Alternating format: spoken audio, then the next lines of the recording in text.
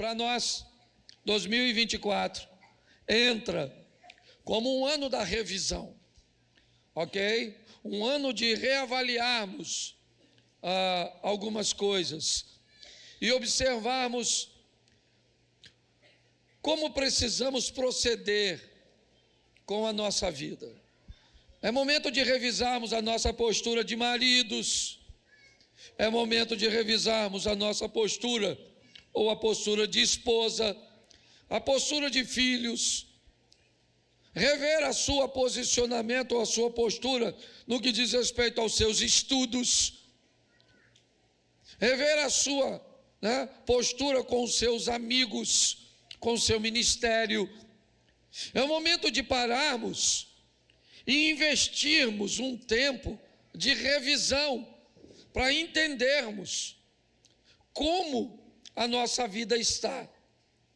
É lógico que vai depender muito da ótica. Mateus 6, 22 diz assim: a candeia do corpo são os olhos, de sorte que se os teus olhos forem bons, todo o teu corpo terá luz. Se porém os teus olhos forem maus, todo o seu corpo será tenebroso. Se portanto a luz que há em ti são trevas, quão grandes trevas serão. Preste atenção, vamos começar por esse texto, que nós sabemos que o ano não foi bom em todas as áreas. 2023 teve momentos ruins, teve momentos que perdemos, que nos envergonhamos, teve momentos que sofremos, que nos sentimos desprezados, humilhados. Pode ter momento em que você perdeu o emprego, perdeu o namorado, aconteceu alguma coisa negativa. Isso é óbvio que aconteceu com todos. Mas sabemos que 2023 também tiveram coisas boas. Foi um ano de sorrisos, um ano de recomeços, um ano em que conseguimos superar algumas coisas. Mas a pergunta é: para onde é que nós vamos olhar? O salmista está dizendo: se os olhos forem bons, se eles forem capazes, e aqui não está falando do globo ocular, ele está dizendo: se você for capaz de olhar e de focar nas coisas boas que te aconteceram, isso será para você muito benéfico, conduzirá o teu corpo, ou seja, a tua vida para a luz.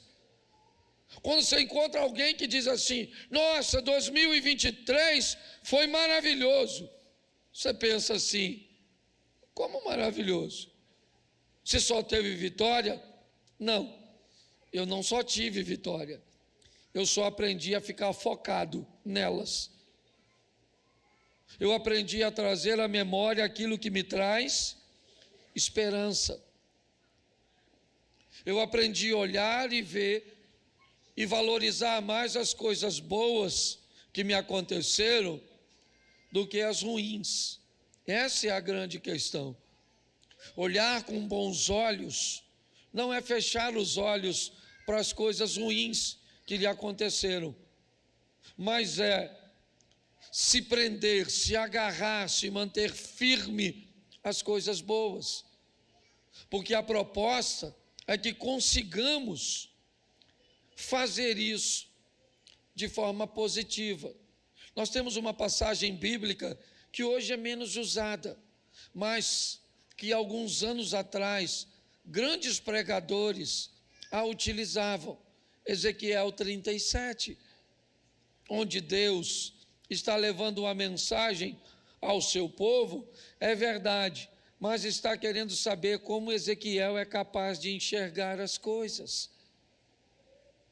Ezequiel diz que o Senhor o levou a um vale que estava cheio de ossos, e que Deus o fez andar ao redor do vale, ou seja, pegar e obter uma percepção de como o vale estava, e ele viu que havia muitos ossos, e que os ossos estavam sequíssimos. Então Deus pergunta a Ezequiel: qual é a sua ótica a respeito daquilo que você está enxergando? Como você vê isso, Ezequiel? É isso que eu quero saber. Como você, como profeta, como você, como alguém que caminha comigo, consegue enxergar tudo isso? Eu acho que essa é a grande questão para conduzirmos a nossa vida. Com que olhos eu vou olhar meu casamento? 2023, eu só vivi momentos bons com minha esposa? É lógico que não. Nós tivemos desentendimento? Sim. Tivemos desencontros? Sim. Tivemos aborrecimentos? Sim. Tivemos momentos bons? Sim. Crescemos, fizemos coisas, alcançamos coisas, viajamos juntos, certo? A pergunta é: para onde eu vou olhar? Onde é que eu vou me posicionar? A igreja? Nossa, 2023 foi um ano legal para a igreja? Foi.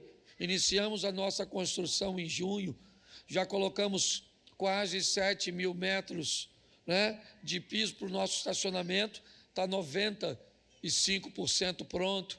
Estamos na segunda parte da construção, crescemos em números, tivemos muita cura, vimos muitas pessoas transformar-se, mas tivemos muitos aborrecimentos, tivemos muitas dificuldades, perdemos muitas pessoas, tivemos que engolir muitas situações. Não foram só momentos bons, mas por que eu tenho que olhar para esses momentos ruins? Eles fazem parte. Então, em 2023, a proposta é fazermos uma revisão, é darmos uma olhada, tá certo? E entendermos como a vida funciona de verdade. A primeira coisa que eu queria expor a vocês agora é a parábola do semeador. Porque todas as vezes que você entrar por essas portas, em qualquer evento que estiver acontecendo aqui, seja um culto regular de quarta ou domingo, seja um culto ministerial de sábado, terça ou qualquer outro dia, sempre as palavras que estiverem partindo daqui terá um propósito: mudar a sua vida, ferramentar você. Mas a parábola do semeador, no capítulo 13 de Mateus, no verso 4, diz que quando semeava, uma parte do caminho, ou uma parte da semente caiu junto do caminho, e as aves a comeram. O verso 19 explica isso. Diz que quando alguém ouve a palavra do reino e não entende, vem o maligno e arrebata o que foi semeado no seu coração. Esse é o que foi semeado à beira do caminho. Nós precisamos rever se o que estamos recebendo não está se perdendo. Eu venho para o culto toda quarta-feira, eu venho a todos os eventos ministeriais, eu sento, eu escuto a palavra, mas ela se perde.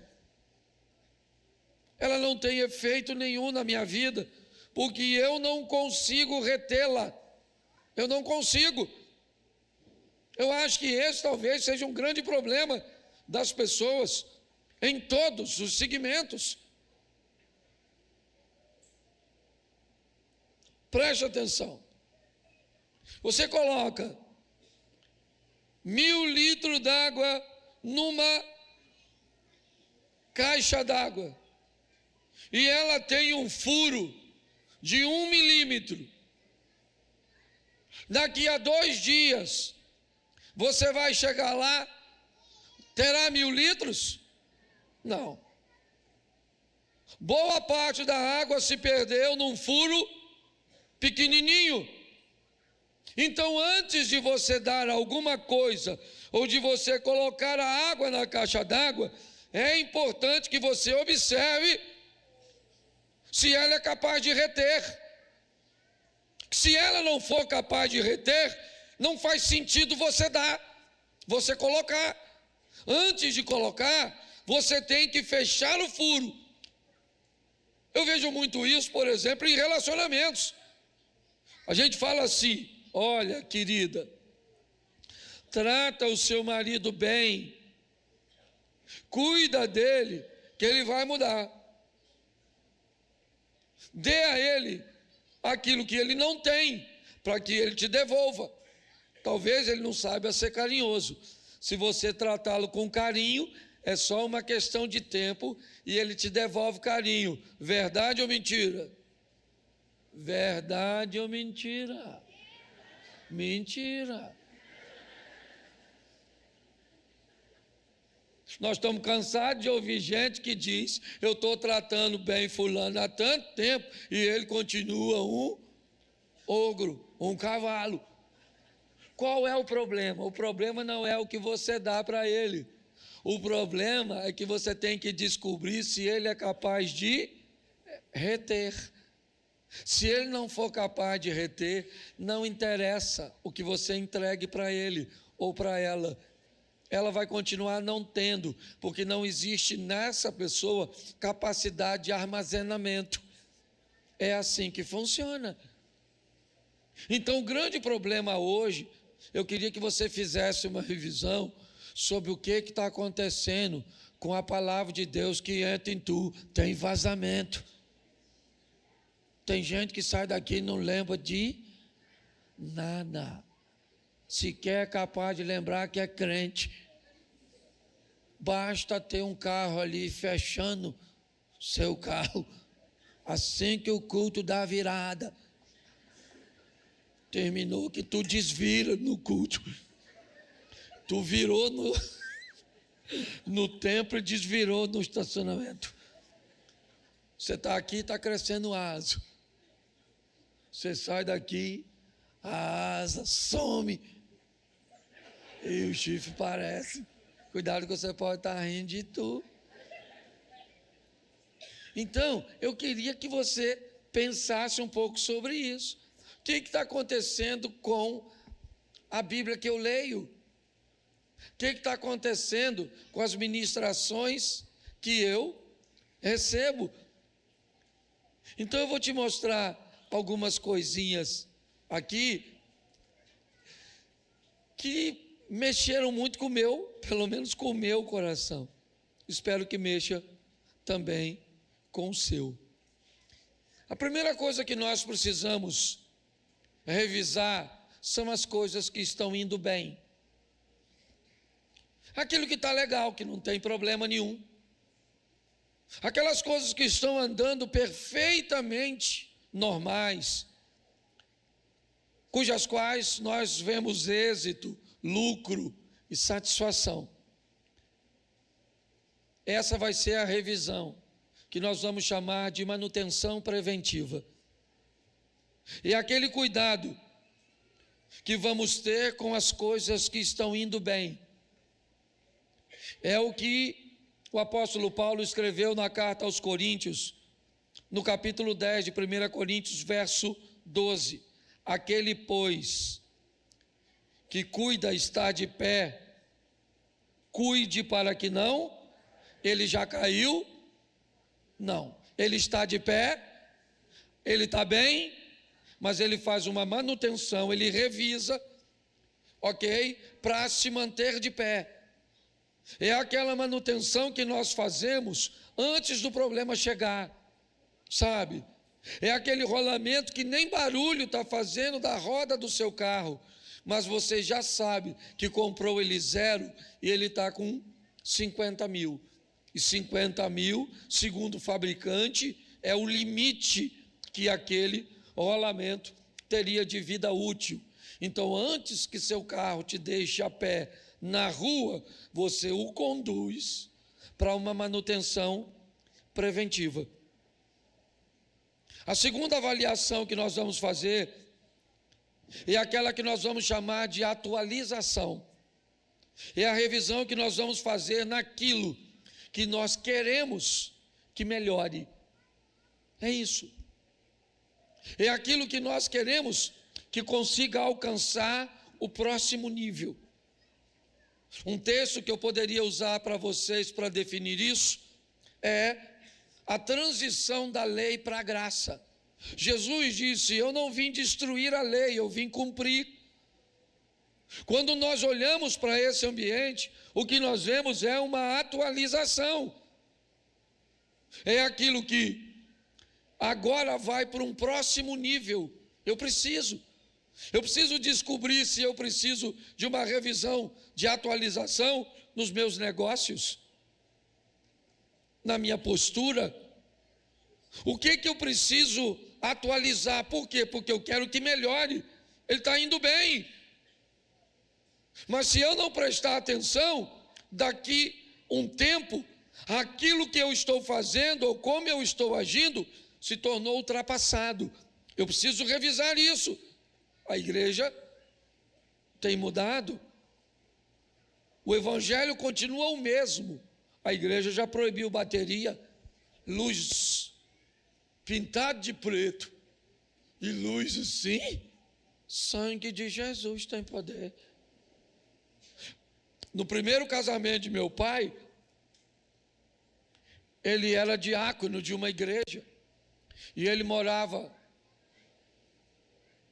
uns 2 quilômetros daqui. Eu cheguei a morar nessa casa e um dia ele procurou o pastor para falar que ele não sabia mais o que fazer, porque apesar dele trancar a bicicleta dele com cadeado, a mulher dele quebrava o cadeado e vinha na Mantiqueira para comprar as coisas de bicicleta, que ela não queria vir a pé.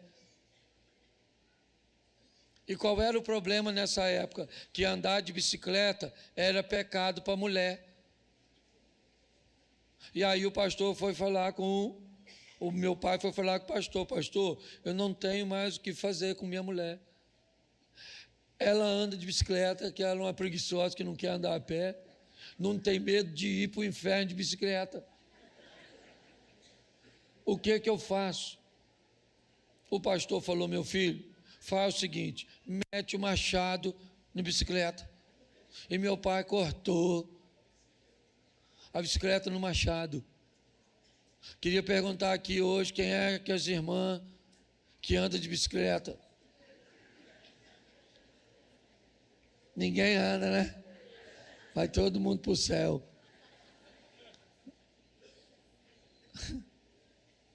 Você consegue entender isso? Então nós precisamos ver se não existe a necessidade de uma manutenção que nos traga uma atualização. A terceira é a manutenção de encerramento, ou é a revisão de encerramento. É aquela revisão que não tem jeito, acabou. Acabou. Aí se eu gosto ou não, acabou. Dá para colocar aqui? 2 Samuel, capítulo 12, verso 22. Segundo livro do profeta Samuel. Davi respondeu o quê?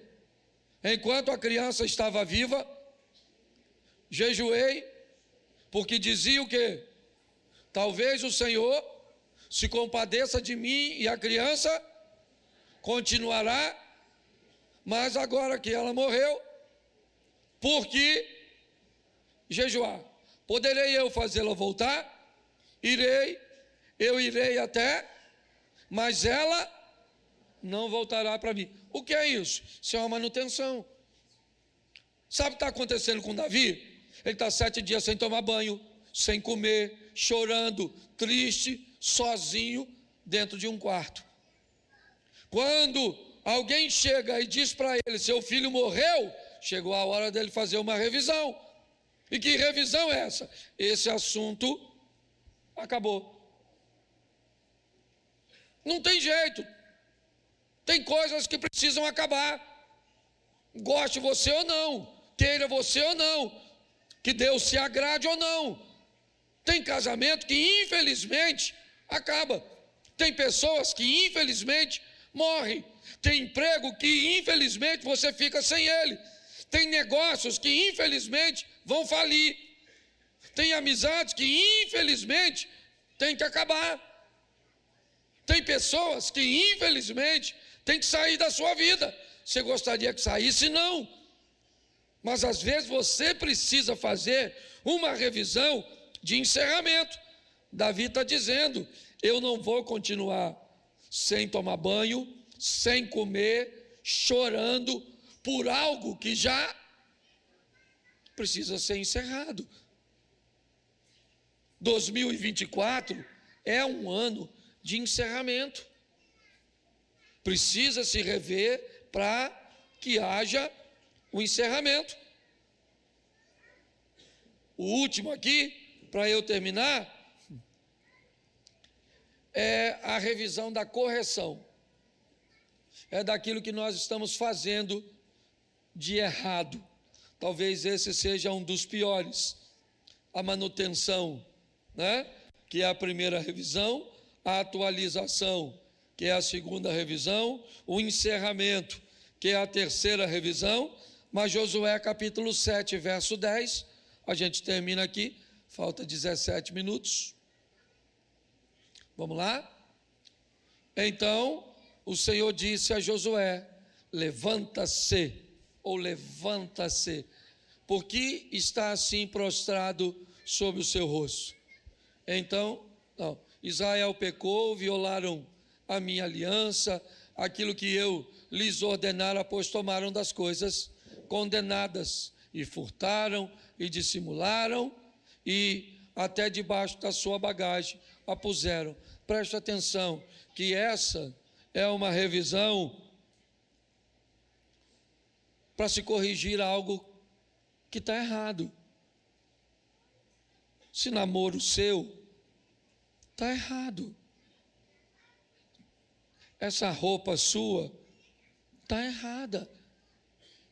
Essa rede social sua não é de quem anda com Cristo. Esse vocabulário seu está errado.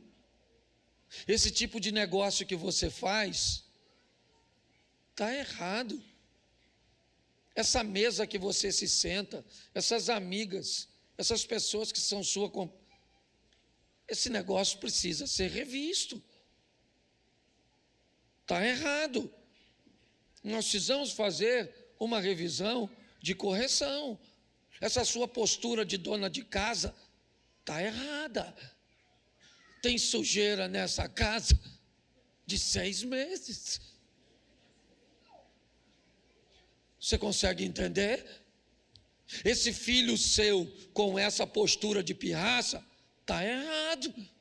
Esse menino tem que apanhar, tem que ficar de castigo, tem que dar limite para esse garoto. Você está entendendo? Está na hora de nós olharmos. Eu não estou acusando ninguém não, viu, gente? Falei dos filhos, nego já olha, porque ninguém olha para o filho dele. Aliás, hoje você olha, porque tu não tem.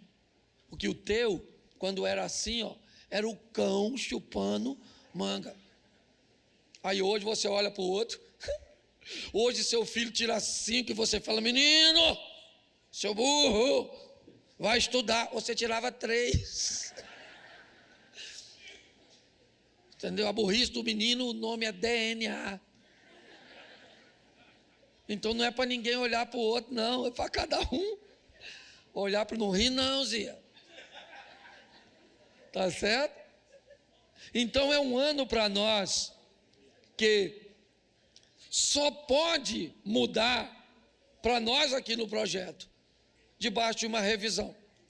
Então eu queria que você já olhasse, já começasse a olhar o que precisa de manutenção. Repita comigo: manutenção. O que precisa de atualização, repita: atualização. E o que precisa de encerramento, repita: encerramento. E o que precisa de correção, diga: correção. É isso aí. Você vai ver que, nossa, você vai falar assim: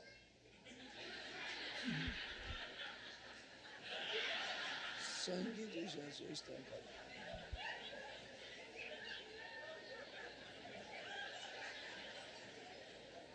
Rapaz, só acontece comigo. Esse dia eu estava pregando num evento em Caraguatatuba para casais.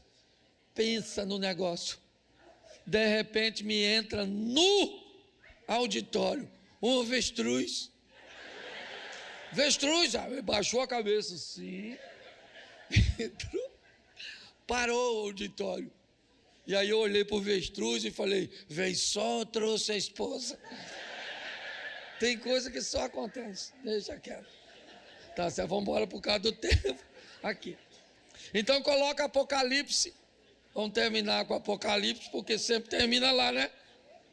Apocalipse 2, verso 5. Eu levei um susto com essa bola.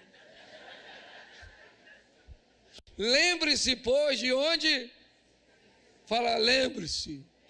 Fala de novo, lembre-se. Isso, lembre-se de onde? Arrependa-se e volte à prática das primeiras. Pode subir o louvor. A prática das primeiras. Isso aí. Revisão. Lembra de onde caíste? Lembra. Dá uma olhada lá. Precisa de quê? O que precisa? Manutenção, vamos lá. Atualização, vamos lá. Encerramento, vamos lá. Correção, vamos lá. Mas tudo isso só vai acontecer depois de uma revisão. Repita, a percepção precede a mudança. Isso aí. Pastor, o que aconteceu aqui? Uns demônios lá, muito doidão, uns demônios, pegavam um maluco lá que andava pelado, atacando os outros, voava em cima dos outros lá, o maluco, gritava no sepulcro, atacando os outros, perigosíssimo. O tal do gadareno, dormia no cemitério. Sabe o que os demônios foram para gadareno? A oportunidade de Jesus entrar na vida dele. Quando Jesus acaba de desembarcar, olha o que o demônio diz: o que tenho eu contigo, filho do Altíssimo, para você vir aqui me perturbar? O demônio sabia o que Jesus foi fazer lá. Que demônio bem informado. Jesus olhou para o demônio e falou: como é que é o seu nome, querido? Ele falou: meu nome é Legião, porque nós vamos montar uma facção. Jesus falou: não quero saber a quantidade, sai desse moço agora. Aí tinha uns porquinhos dando um rolezinho lá. Aí o demônio falou: a gente pode entrar nos porquinhos? Ele falou: nos porquinhos pode, só sair do moço. Entrou nos porquinhos, jogou os porquinhos dentro d'água, os porquinhos tudo sufocou. Aí quem é que chegou? Os caras que criavam os porquinhos. Ele falou: cadê os porquinhos que estavam aqui? Não tinha um montão de porquinhos aqui, golinha mesmo. E alguém falou: matador de porquinho, aquele lá, ó. Foram lá e falaram para Jesus: você matou nossos porquinhos? Ele falou: não, foi suicídio. O senhor vai embora agora, vai embora agora. Some daqui. Eu imagino o discípulo falando: acabamos de chegar, mano. Foi uma tempestade lá, um maluco aqui, quer ver que tem outra tempestade para nós voltar? Aí, o ex-endemoniado falou: aí Jesus, falou uma coisa para tu, deixa eu ir contigo, poxa. Já estou vestidinho, pô. Deixa eu ir. Jesus falou: não vai rolar não, mano. Já estou com um pessoal aqui ruim. Mais um. Fala o seguinte: vai para a tua casa, vai para os teus e mostra. Não é fala, mostra. Vai, deixa eu ver como é que está essa tradução. Vai, anuncia-lhes. Vai, mostra para eles, com o seu estilo de vida, com o que eu fiz por você, quão grandes coisas fez o Senhor por ti e como teve misericórdia. Pronto, a salvação chegou para o endemoniado. Nas 10 cidades pagãs, lá do leste do mar da Galileia. Dá para você entender isso? Você volta um pouquinho, Atos dos Apóstolos. Um carcereiro sendo salvo. Quer ir um pouquinho? O ladrão da árvore, o Zaqueu. Você quer voltar um pouquinho? A prostituta. Você quer ir mais um pouquinho? O Ciro. Me ajude, por favor. Leproso, Naamã. E hoje, pastor? Bom, hoje não tem Naamã, hoje não tem Raabe, hoje não tem Zaqueu, Hoje não tem o carcereiro, não tem o gadareno, quem tem aqui hoje é você. Porque finalmente a história chegou até você, para te dar uma oportunidade de tomar uma decisão que pode mudar a sua vida para sempre. Mas pastor, com a minha vida toda torta, está pior que a do leproso? Está pior que a dona aqui, da mulher peixe? Está pior? Está pior? Não está pior. Entendeu? Então, escute só. Eu gosto da igreja que eles vão entendendo devagarzinho, a gente fala, e eu já faço de propósito, que é exatamente para fazer você raciocinar. Não estou falando palavrão, não. Meu propósito aqui é fazer com que você entenda que sua mente é como um paraquedas. Para funcionar, tem que abrir.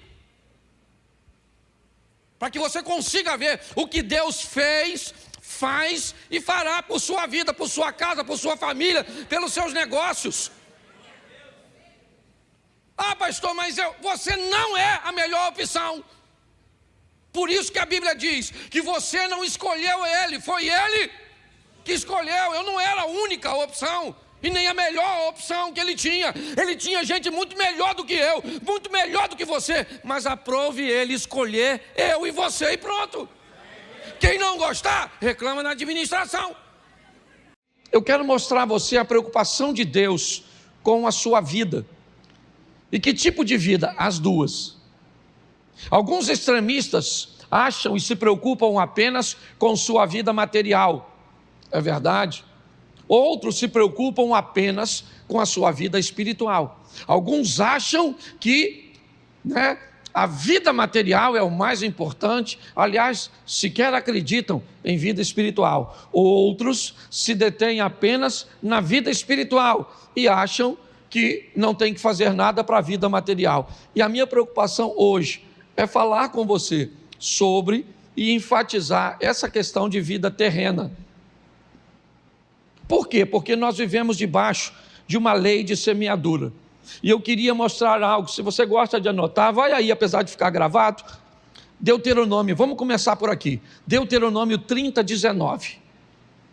Coloca aí esse texto. Talvez ele traga luz para você. Vamos lá? Leia para mim, por favor. Os céus...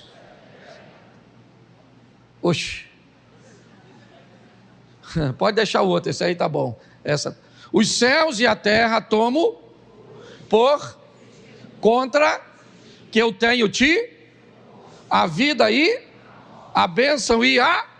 Escolhe, pois, a vida para que tu e a tua... Feche seus olhos. Deixa o texto aí, por favor. Senhor nosso Deus e Pai, em nome de Jesus, continua falando conosco. Usa-me como um canal de bênção nesta hora, pelo poder do nome de Jesus. Amém. Glória a Deus. Amém. Preste atenção que Deus está falando nesse texto. Me parece que ele está se referindo a toda a vida. É uma comunicação global. Ele diz: os céus e a terra, esteja você onde estiver, eu tomo hoje por testemunhas, entre eu, Deus, e você. É isso que ele está dizendo. E eu quero que eles testemunhem o quê? Que eu tenho feito uma proposta para o ser humano. E a proposta que eu tenho feito para ele é vida ou morte, é bênção ou maldição. E ele termina dizendo: escolhe, é um conselho, escolhe, pois, a vida, escolhe, pois, a bênção, para que vivas tu e a tua semente. É a proposta de Deus. É importante nós olharmos para esse texto e entendermos o que Deus está dizendo. Coloquei diante de você vida e morte, bênção e maldição. E agora você precisa fazer a sua escolha. Você precisa tomar a sua decisão.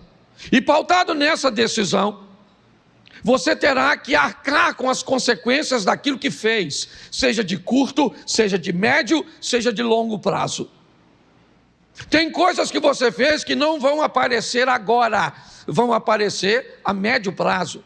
Tem coisas que não vão aparecer a médio prazo, vão aparecer a longo prazo, mas a Bíblia diz que tudo aquilo que é feito aqui, certo, vai ser resolvido aqui. Nós vamos ter que prestar conta de tudo aquilo que fizemos. Essa é uma verdade. Qual é o grande problema hoje? Pelo menos eu observando a vida de algumas pessoas, são suas escolhas. Elas são bem atrapalhadas. Se você quer viver bem sua vida, deixa eu te dar um texto pequeno que pode mudar sua vida para sempre. O Deus que você e eu servimos é tão bom que Ele resumiu tudo o que você pode imaginar na Bíblia apenas em um capítulo, o capítulo 1 de Gênesis. Se você ler Gênesis 1 e entender a dinâmica que Deus criou para o homem viver e aplicar na sua vida, eu vou falar para você, você vai erradicar praticamente 100% dos problemas que você enfrenta.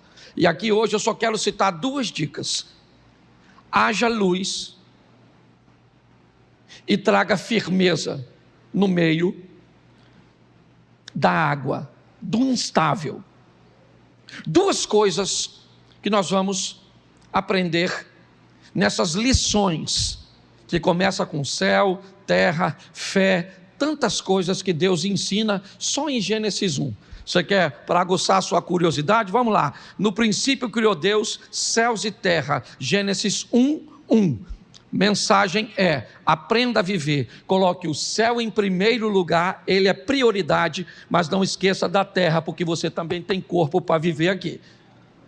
Segundo, chame à existência aquilo que não existe como já existisse. Isso é princípio de fé. Quer viver bem aqui, tenha fé. Eu vou mostrar isso já já a você. Quer mais? E disse Deus, haja luz. Não faça nada sem antes ter conhecimento sobre aquilo que planeja fazer. Ou então chore depois por perder dinheiro, por se relacionar com quem não deve, por levar prejuízo e por passar seu futuro corrigindo o passado, enquanto gente está passando seu futuro gozando do presente que construiu. Essa é a grande verdade. Está assim de gente, servindo o mesmo Deus, e o que elas enfrentam? Um embate, o resultado daquilo que fizeram. Traíram, mexeram, mentiram, compraram o que não devia, se envolveram onde não devia, e está vivendo paralelamente com o outro. E o que o outro está fazendo? Se divertindo, comprando, brincando, sendo feliz, e parece que você é um desgraçado. Quando na realidade, o que você está vivendo é o reflexo do que você fez. O que o outro está vivendo é o reflexo do que ele fez. Porque não há injustiça. Os céus e a terra tomam por testemunha entre eu e você. Estou te propondo vida e morte, bênção e maldição. Escolha a vida ou então escolha a morte. Escolha a bênção ou então escolha maldição. Mas pare de olhar para a vida do que escolheu vida e do que escolheu bênção. Senão fica difícil. É responsabilidade e não culpa. Então, esse texto é um texto que nos mostra isso, que nos faz olhar com muita seriedade para nossas escolhas, porque nós vamos ter que nos encontrar com elas. Então, você quer? Coloque luz e faça coisas em ambiente sólido. Não quer? Construa dentro d'água, construa na areia, como diz a Bíblia. Vai lá, se enfia em coisas que você não conhece. É isso aí. Invista onde você não conhece, compre o que você não conhece, faça o que você não conhece. Você tem todo o direito de ser um aventureiro nessa vida. Eu só queria lembrar você que a sua vida não é um filme. A sua vida, ela é real e você vai ter que lidar com suas escolhas. Que isso fique claro.